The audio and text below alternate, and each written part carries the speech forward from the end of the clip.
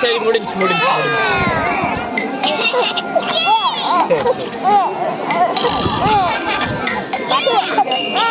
அழுதுலயே tired ஆயிட்டோம். சரிப்பா திருக்கி விட்டு முடியும். சந்தனம் இருக்காப்பா? இருக்குல்ல. சரி சரிடா முடிஞ்சு அவ்வளோதான். வேண்டா இதாம்மா.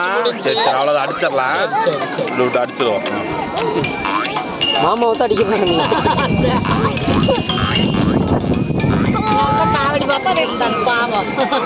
சரி முடிஞ்சு